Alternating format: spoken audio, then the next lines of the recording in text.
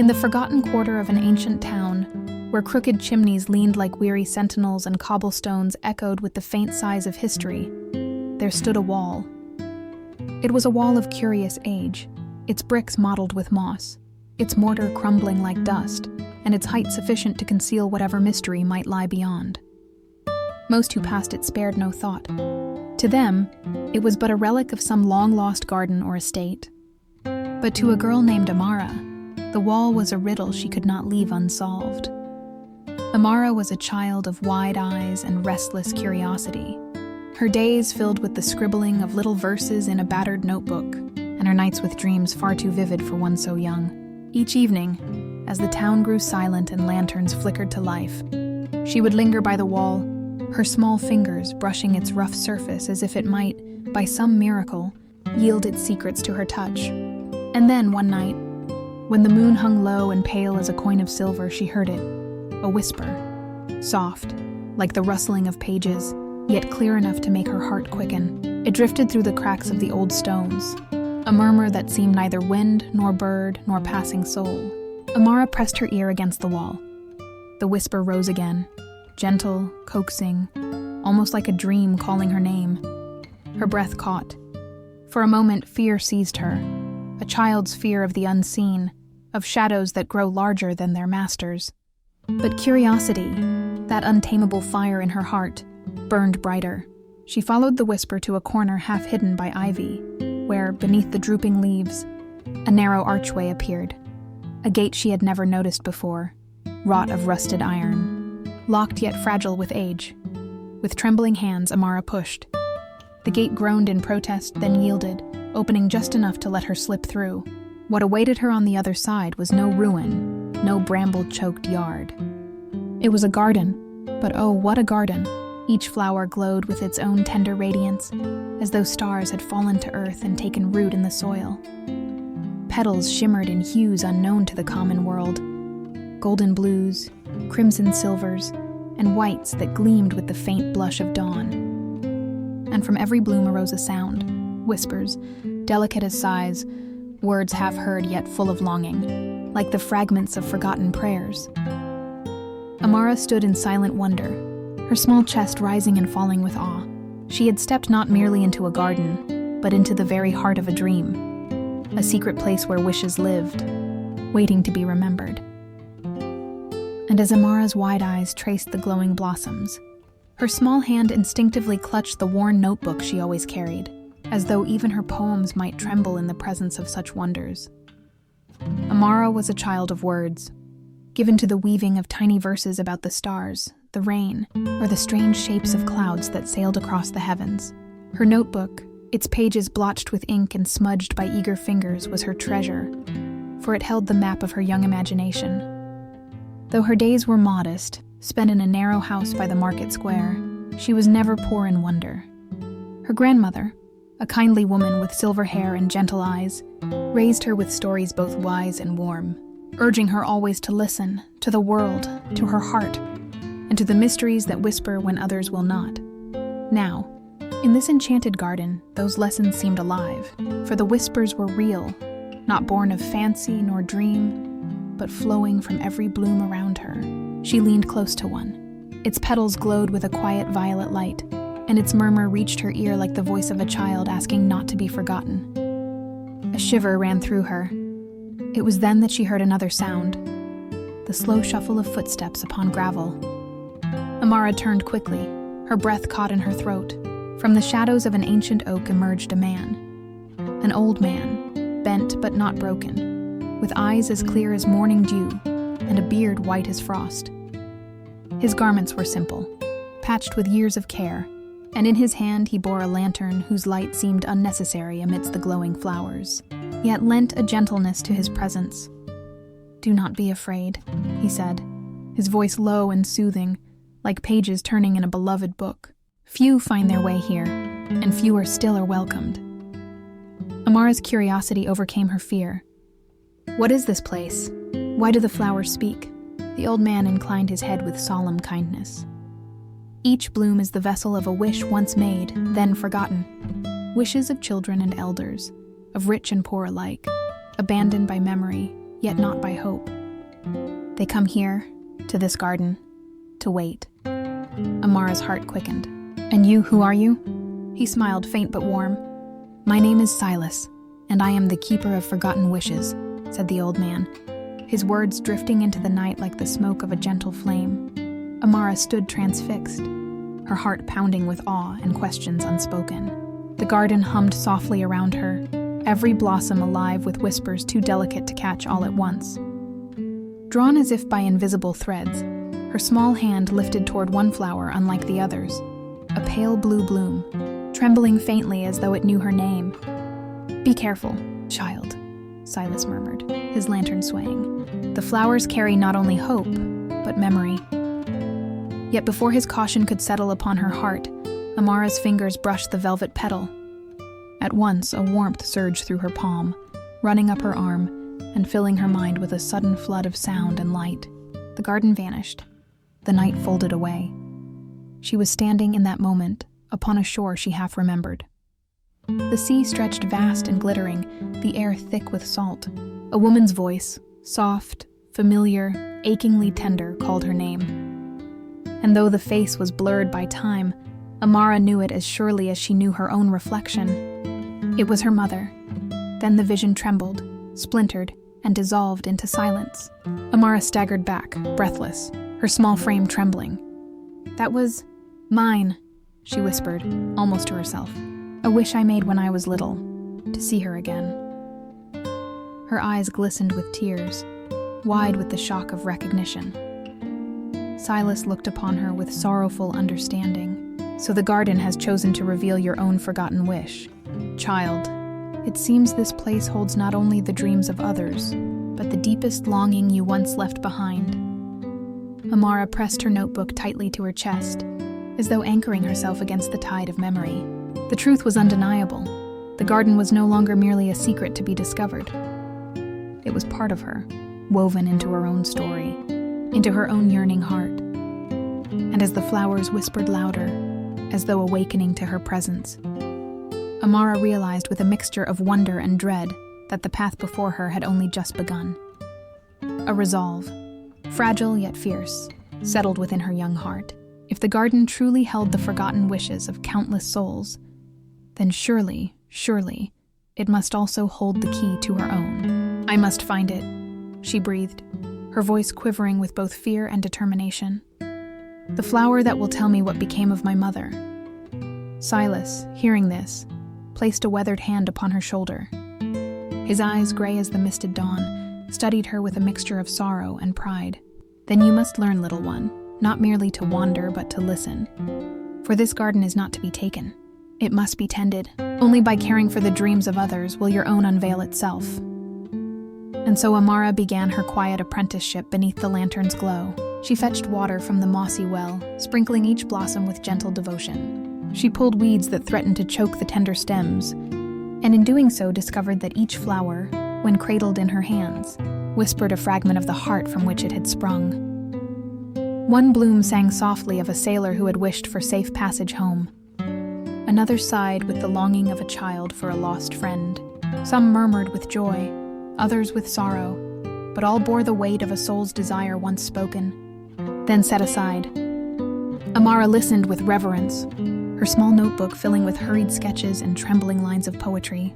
She felt the gravity of her task deepening.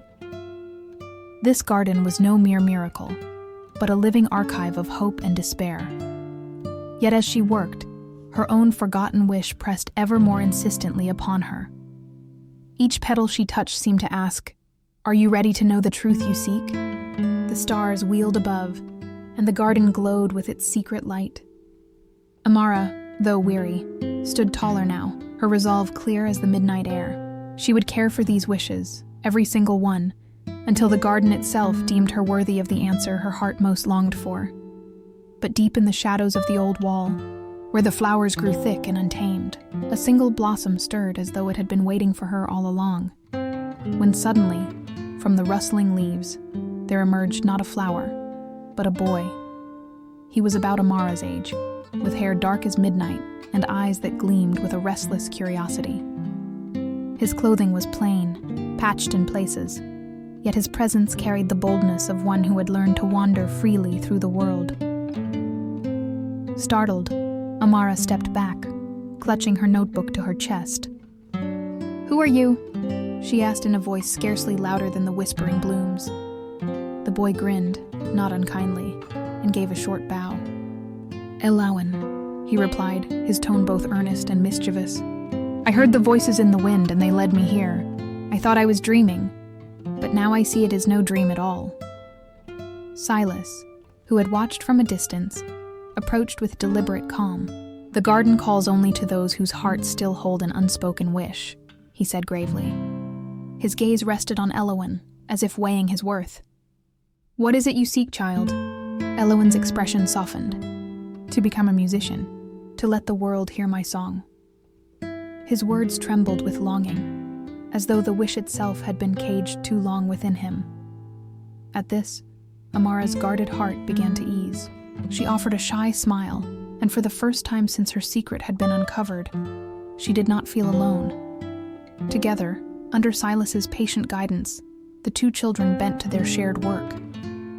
They watered roots, brushed dew from petals, and listened as the blossoms released their forgotten tales. Some sang of broken promises, some of laughter never shared, and others of joys once tasted and left behind. Amara read aloud lines from her notebook, her voice delicate as the evening breeze, while Elowen hummed melodies that wove around the flowers' sighs, giving them a kind of music they had long been denied. The garden seemed to glow brighter with their companionship, as if nourished by more than water and care, by the harmony of two young souls who dared to believe. As night deepened, the lanterns flickered and the flowers shone like constellations upon the earth. Amara and Elowen sat side by side beneath an ancient tree, speaking of dreams yet unfulfilled, and fears too heavy to carry alone. And though neither said it aloud, both felt it in the quiet of their hearts. The garden had not brought them together by chance.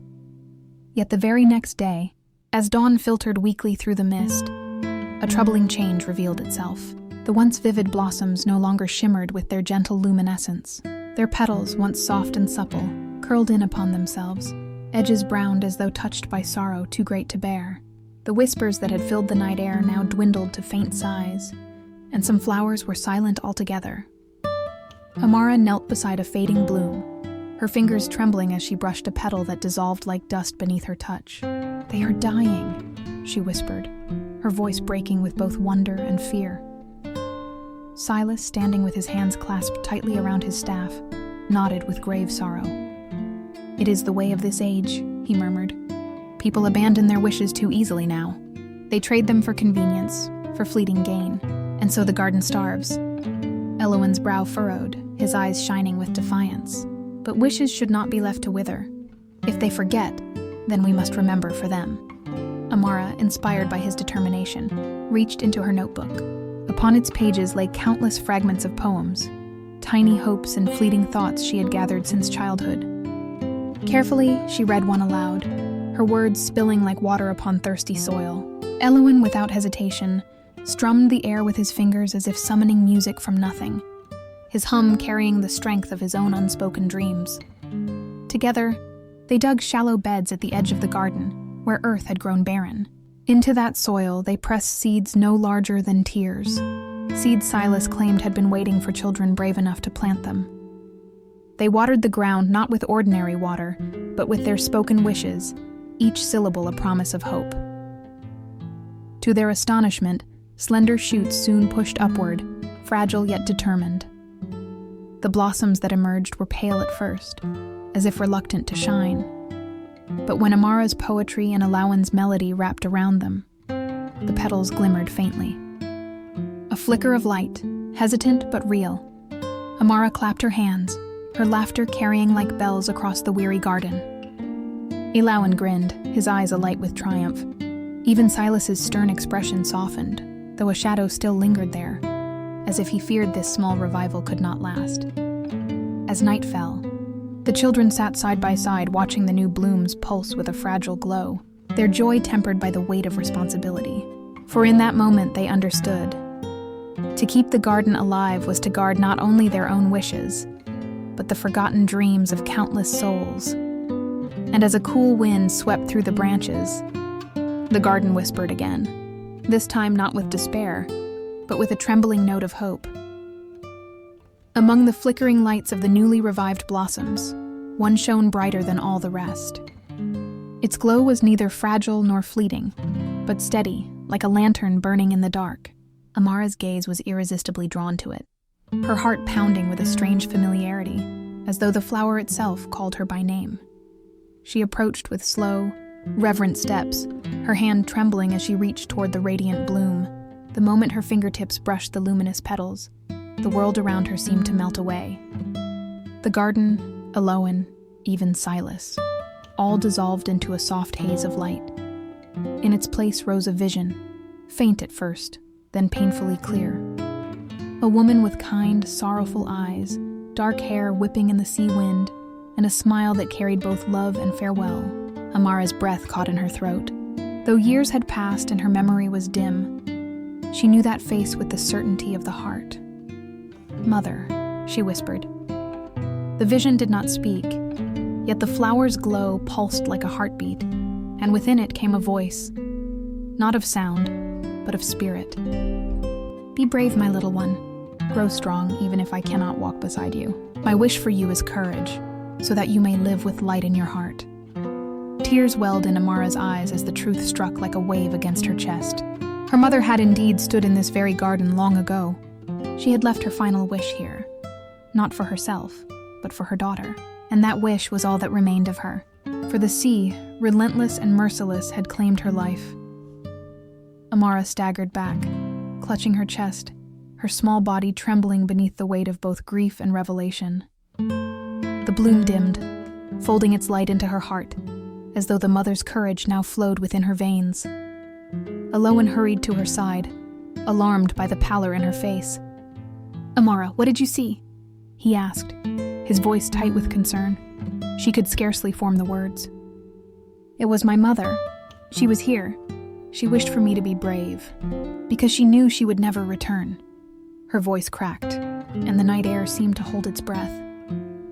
Silas bowed his head, as though he too had long known the truth, but could never bring himself to speak it. "The garden does not lie, child. The flowers hold only what the heart has left behind." The revelation weighed heavily, and yet within her sorrow flickered a fragile flame of strength. Amara wiped her tears, her chin lifting with new resolve. For if her mother's last gift to her was courage, then she would honor it, not by despairing, but by pressing forward. The garden rustled softly, as if in agreement, and the other blossoms stirred in the night air. But Amara knew nothing would ever be the same again, for she carried now not only her own wish, but the final hope of a mother's love. And with it came a sorrow deeper than any she had ever known. The garden seemed to sense her grief. Its blossoms, once radiant with 1,000 forgotten dreams, now quivered weakly in the night air. One by one, their lights flickered and faded, as if the sorrow of mankind, their abandoned promises, their lost hopes, was extinguishing the last embers of beauty. Shadows crept into every corner, and the air grew cold, heavy with silence. Amara clasped her hands over her heart, still feeling the echo of her mother's blessing within her. Yet as she gazed upon the dimming flowers, she knew the truth could no longer be ignored. The garden was dying. Elowen's anxious voice trembled beside her. "If the flowers vanish, all those wishes will vanish too. They'll be gone forever." His young face was pale, but his eyes burned with desperate faith. Silas, weary and solemn, spoke in a voice like the creak of ancient wood. "There remains but one chance, child. The garden may yet live if one heart offers its deepest wish to rekindle its light. But such a gift is no small sacrifice. It is the surrender of one's own hope." At these words, Amara felt her breath falter. To surrender her wish was to surrender the only thread that still bound her to her mother, the chance, however faint, of ever being with her again. Without it, she would have nothing left of that dream, save memory and grief. She sank to her knees upon the withering grass, tears spilling freely down her cheeks. "All I wanted," she whispered, her voice breaking, "was to see her again, just once, and now, even that will be gone." The garden gave no answer, save for the dimming glow of its last blossoms, struggling feebly like dying stars. Elowen knelt beside her, his small hand gripping hers. Amara, maybe your mother's wish wasn't just for you to be brave. Maybe it was for you to bring hope to others. If you let go of your wish, it won't mean you've lost her. It will mean you've become the courage she gave you. Her heart quivered, torn between aching longing and newfound resolve. Could she do it? Could she lay down her last hope, her most precious dream, to save the forgotten wishes of countless souls? Silas's old eyes, glistening in the dim glow, watched her with quiet sorrow. The choice is yours alone, child. But remember, sometimes the truest way to honor love is to give it away. Amara looked again at the darkening garden. 1,000 fragile voices seemed to cry out in silence, begging for release, begging for one chance to live again. She closed her eyes, the weight of her mother's blessing pressing upon her soul. And then, trembling, she rose to her feet.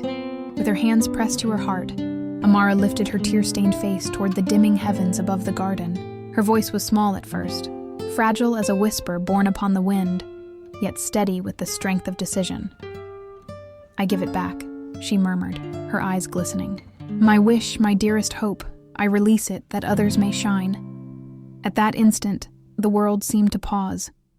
A stillness swept over the withered flowers, as though they listened with bated breath. Then, from the very core of Amara's heart, a light burst forth, gentle at first, then radiant as the dawn. It spilled from her palms like liquid gold, streaming into the soil, into the roots, into the trembling blossoms that had nearly perished. One by one, the flowers stirred. Their petals unfurled, glowing brighter than before, each voice rising in a chorus of forgotten dreams restored. Some sang of love once cherished. Others whispered prayers for peace. Still others breathed laughter of joys never lost. The garden blazed with 1,000 lights, a living constellation upon the earth.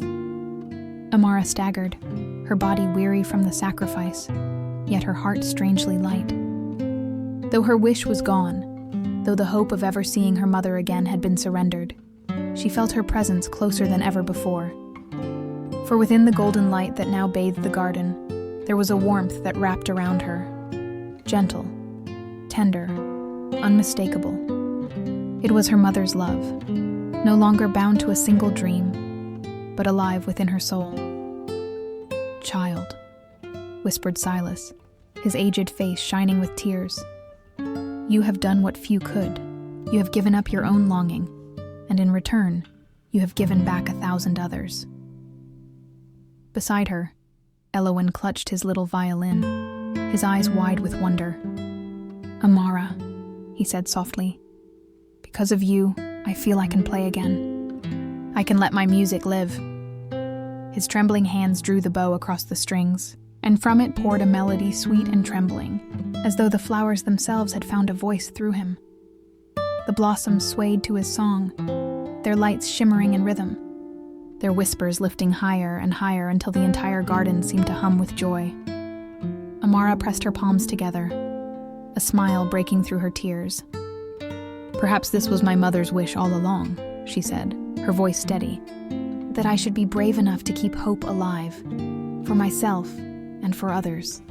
And in that moment, she knew it was true.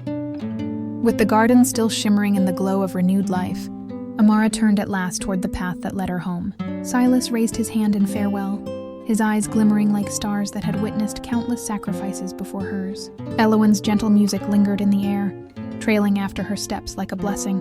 The whispers of the flowers grew softer as she passed through the hidden gate, until only silence remained, save for the steady beat of her own heart. At the threshold of her little home, her grandmother awaited her. The old woman did not ask where Amara had been, for wisdom such as hers needed no explanations. She simply opened her arms and Amara fell into them, her tears dampening the folds of the elder's shawl. It was there, in that embrace, that Amara realized the greatest magic of all was not in a secret garden, nor in flowers that held forgotten wishes, but in the warmth of love that anchored her to the world. Days passed, and life resumed its humble rhythm. Yet Amara was no longer the same child. She carried within her the weight of sacrifice, but also the light of something greater. Each evening, she would take her worn notebook and a stub of pencil, scribbling her thoughts with quiet devotion. Upon one tear-stained page, she wrote the words that would remain with her always. Some wishes are not meant to be found, but to guide us forever. And as she pressed the page flat beneath her small hand, she smiled through the mist of her tears, knowing that her mother's voice lingered not in the sea, nor in the garden, but in the courage of her heart. The garden itself faded from memory to myth, its gate concealed once more by ivy and stone. Yet it did not vanish. It waited, as all places of wonder must, for the next soul brave enough to listen to the faintest whispers of hope. For though wishes may be forgotten, they are never truly gone. They live in secret gardens, in quiet songs, in the pages of a child's notebook, and most of all, in the hearts that dare to believe. And so the tale of Amara closed, not with the fulfillment of her longing, but with the brighter gift of understanding, that dreams are not always ours to keep, but to kindle for others. The end. Thank you for listening to this story. Don't forget to like and subscribe.